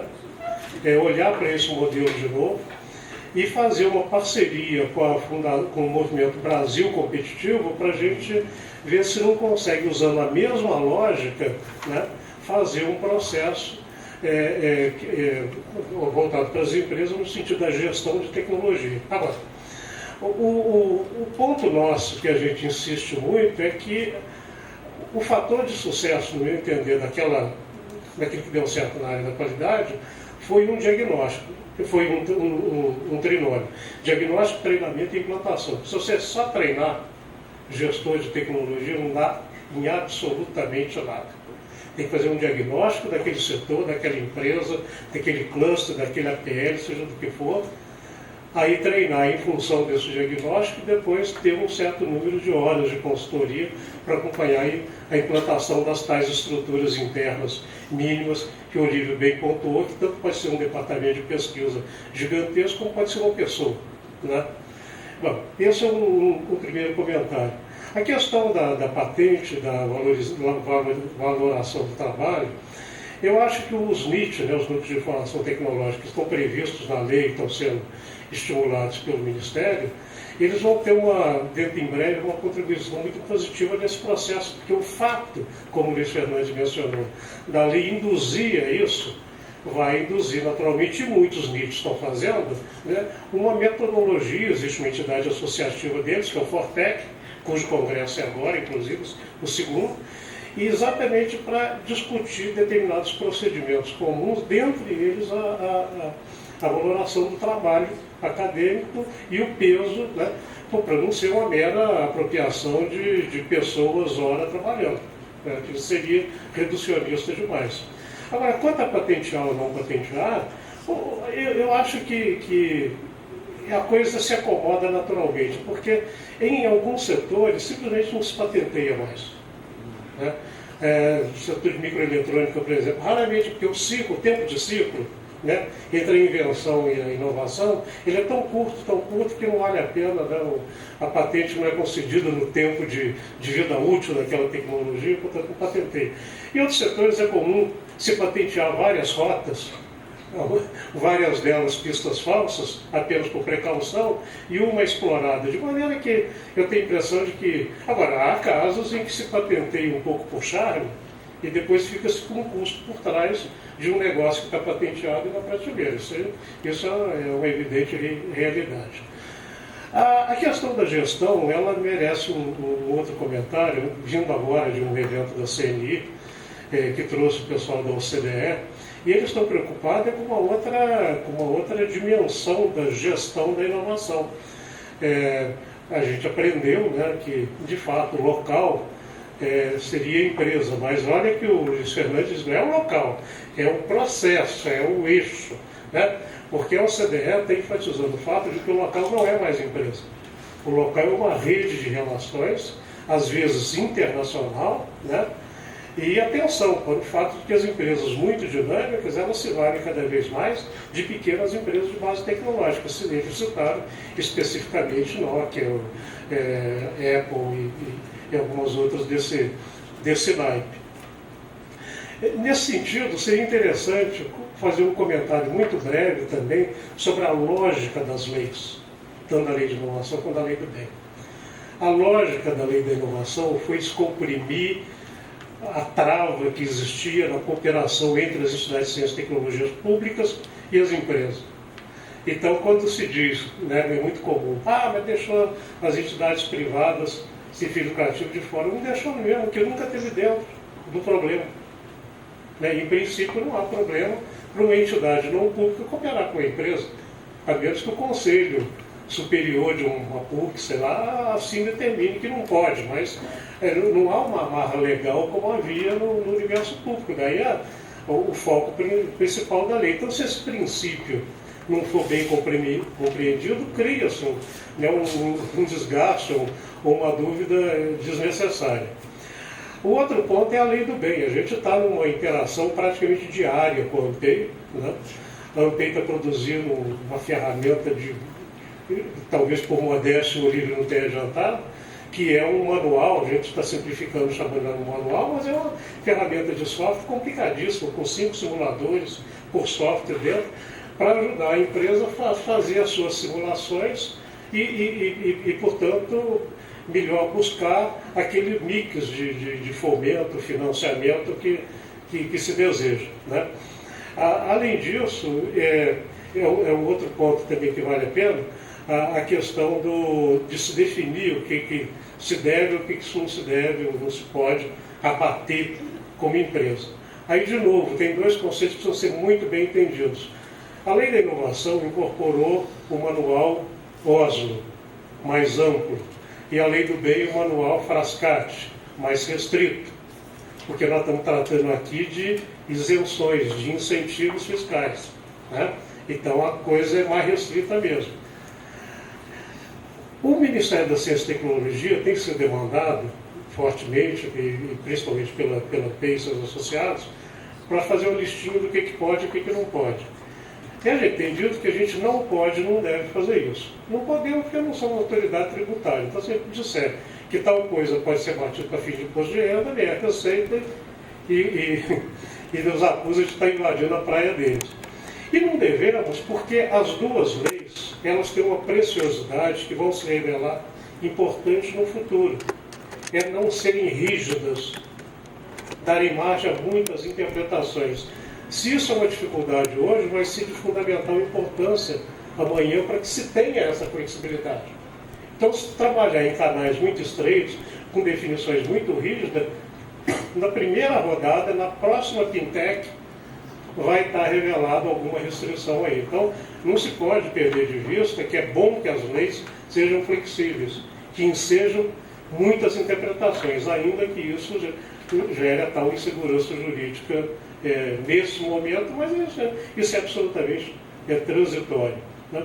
Agora, a ANPEI, por sugestão nossa, inclusive, já reuniu seus sócios, estamos para discutir isso, e já nos ofereceu um caderno dizendo o que seria abatido. Então, nós vamos fazer uma próxima rodada, porque o nosso compromisso com a ANPEI foi, se chegarmos a um denominador comum nessa, nós vamos ajudar a trabalhar junto à Receita a criar um entendimento a respeito disso, né?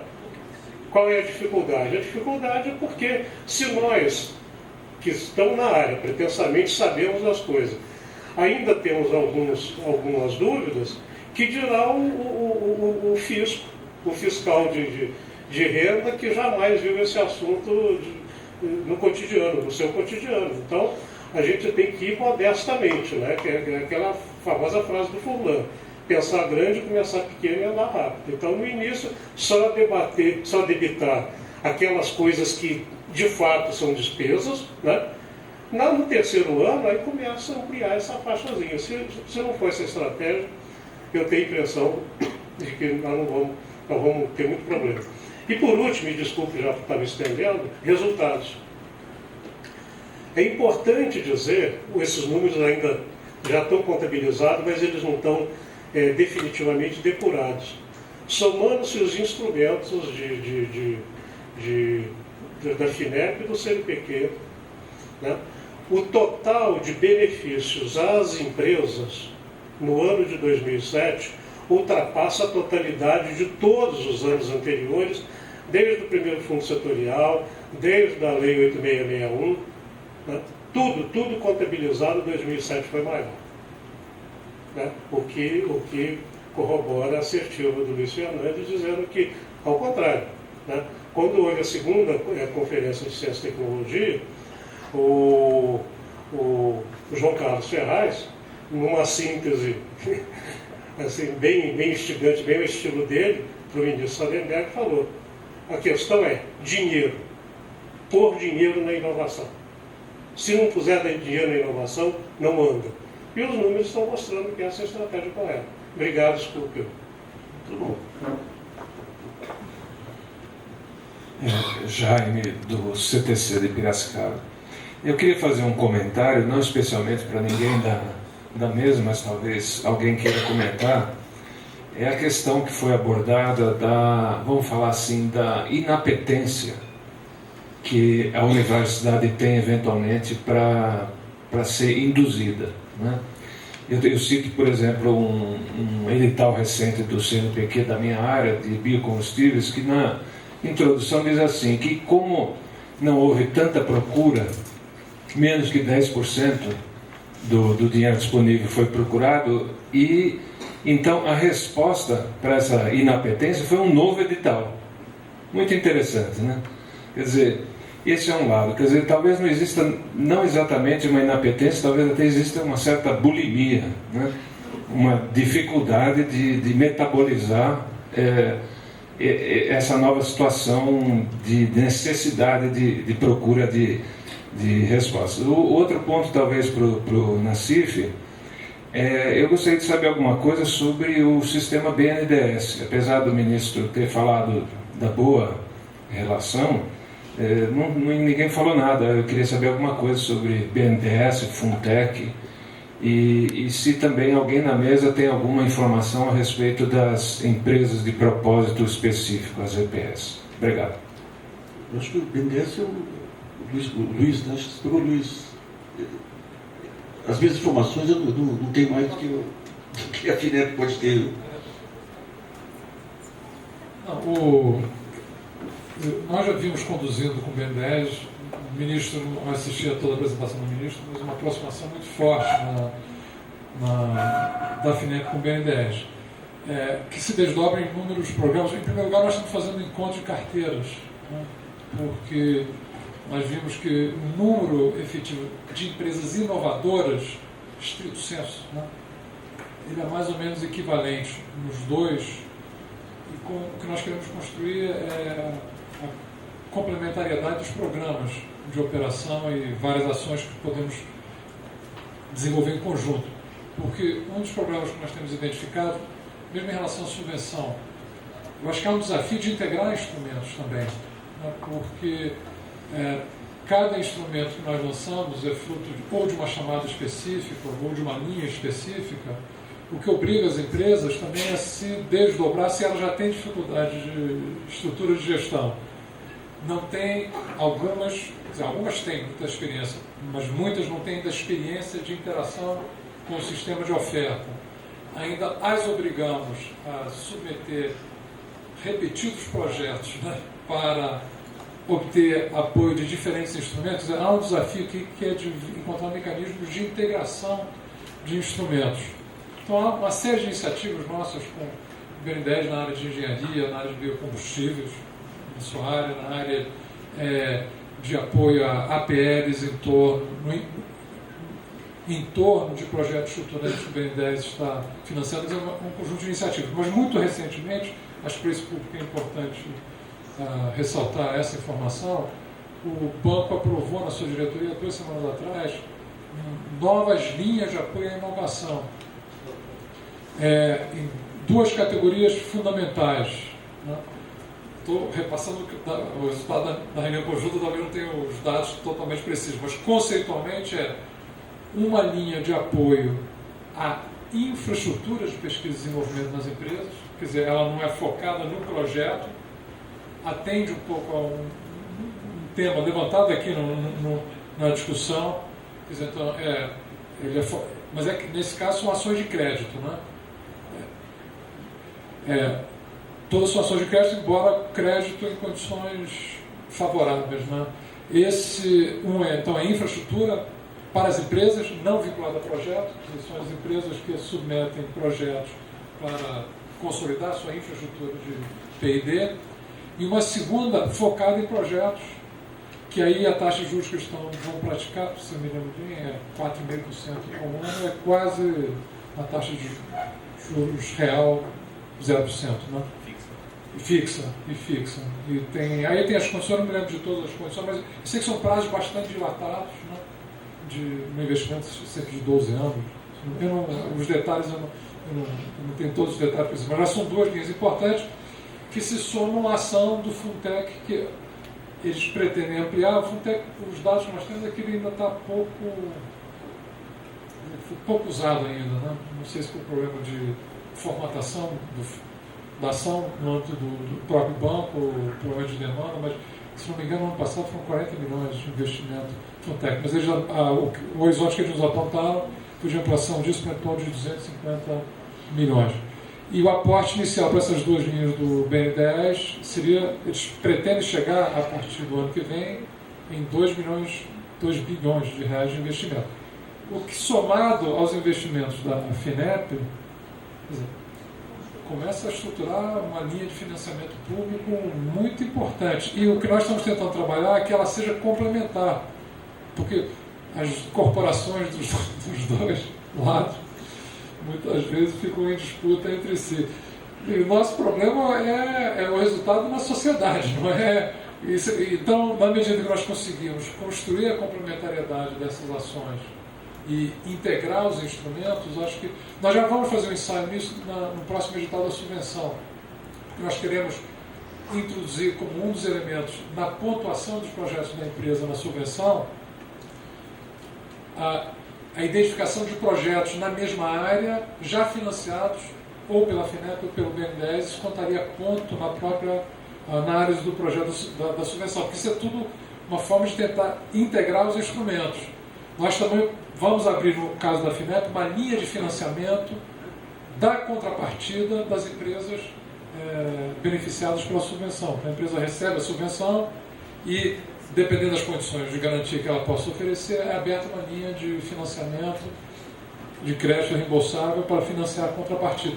Então, são um conjunto de iniciativas que visam justamente promover a integração de instrumentos para ter impacto mais efetivo e estruturante no fomento da inovação no país. Então, não sei se eu respondi, mas são as informações básicas que eu tenho. Vamos pegar uma última questão, senão a gente vai ter que suspender o almoço.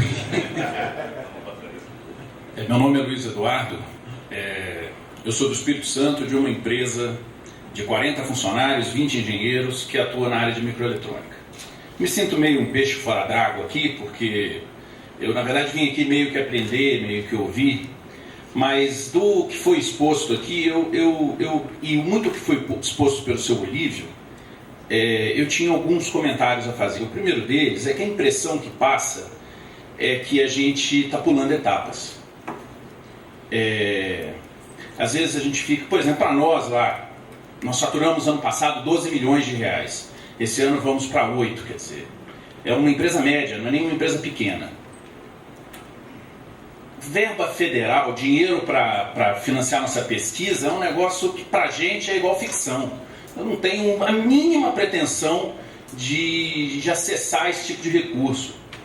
Apesar de a gente estar numa espécie de estado periférico do Brasil, assim, no Espírito Santo, a impressão que dá é que essas coisas não são pra gente, assim. Minhas preocupações são mais estomacais, assim, elas são mais básicas, assim. A primeira delas, eu acho que como sugestão, eu acho que o Estado, vocês como representantes desse Estado, podiam, assim, pensar um pouco em ver aonde o Estado pode parar de atrapalhar. Eu acho que esse é um aspecto muito importante, assim, muito mesmo, que antes de dar dinheiro, eu podia tentar parar de atrapalhar. Eu vou dar um exemplo típico que aconteceu comigo tem 3 semanas. Nós importamos uma quantidade de amostras de componentes eletrônicos, a gente atua com microeletrônica, para preparar um protótipo de um projeto que estava em andamento lá, de um produto relativamente avançado. Esses componentes, 10 resistores de um valor X que a gente não encontra no mercado brasileiro, um acelerômetro, um chip X que a gente queria testar, enfim, ficou 2 meses parado na Receita Federal. Sabe, isso é muito sério. Meu projeto parou 2 meses porque o fiscal queria... a gente tem que olhar antes de... olhar o feijão com arroz, assim, olhar o negócio da fome. Eu fico olhando vocês dizendo essa coisa de subvencionar o pesquisador na empresa. Eu vou dizer uma coisa para vocês. Eu tenho cerca de 20 engenheiros, não tenho nenhum mestre. Eu perco sono todo dia com o assédio das grandes empresas nos meus engenheiros. Eu não consigo dar a mesma perspectiva profissional para eles que uma Embraer, por exemplo, dá. E semana passada a Embraer foi lá e me roubou um. Roubou lá, deu um mestrado no ITA lá pro rapaz, ele ficou doido e foi. Doido não, eu também iria, mas eu não consigo bancar o mestrado no ITA para o meu engenheiro. Então, às vezes, a gente fica... Eu não tenho nenhum mestrando, aliás, eu tenho 4 mestrandos e não tenho ninguém com mestrado. Então, eu simplesmente não consigo acessar a verba para subvencionar o meu pesquisador, eu banco todos eles. Eu fico falando de patente. Patente é ficção, patente é um negócio que não... Eu não sei em que mundo, no meu não existe. Uma vez a gente chamou um consultor para explicar para a gente, propriedade industrial, o processo era tão complicado, mas tão difícil, que morreu no dia seguinte, a gente falou tchau. Eu fico ouvindo defesa, nós chamamos um coronel do Exército para fazer um seminário interno, porque a gente atua na área de segurança pública. Na verdade, eu até queria corrigir o ministro, ele disse que a maior parte dos equipamentos é importada, mas não, tem muita coisa nacional. O Rio de Janeiro, todas as viaturas são equipadas com hardware nacional, computadores, aqueles computadores que vocês veem nos carros de polícia do Rio de Janeiro, são fabricados por nós. Os programas, o software de despacho, de apoio operacional, são desenvolvidos por nós lá no Espírito Santo. Tem outras empresas que desenvolvem outros componentes, mas há um grande índice de nacionalização desses componentes. E como a gente é do setor de segurança pública, nós chamamos um coronel do Exército para falar para a gente da defesa e tal, para a gente entender e falar, porque é nessa área que tem grandes oportunidades de você desenvolver produtos inovadores e tal. Foi um desastre, assim, foi um negócio assim de tirar o entusiasmo de qualquer um, porque o problema do Exército eles não estavam preocupados com o míssil infravermelho, ou o míssil de cruzeiro que vai atingir Ele estava preocupado no almoço da tropa, o fuzil é de 1950, não sei se vocês sabem. Então, para encerrar, trazer um pouco a coisa para o chão, é meio desanimador, assim. Eu acho que o caminho, eu acho que muito do que o senhor disse é verdadeiro, quer dizer, a gente não pode prescindir dessas ações, mas elas só vão dar certo se a base tiver sido preocupada com ela. Se a gente não olhar o problema da pequena empresa, da média empresa, gente, é um negócio louco. Eu tinha um professor da universidade lá do Espírito Santo, que tem um excelente curso de engenharia elétrica, muito bom. Essa é uma parte do feijão com arroz que foi feita. Quer dizer, nós temos boas universidades, a gente consegue bons profissionais. Isso não consigo profissionais do nível. Eu lembro uma vez na Venezuela, numa tentativa de exportação que a gente fez, e cruzando com alguns engenheiros americanos lá num projeto em Caracas. E eu lembro de um comentário que veio pra gente da diferença entre o nosso engenheiro e o engenheiro gringo, né?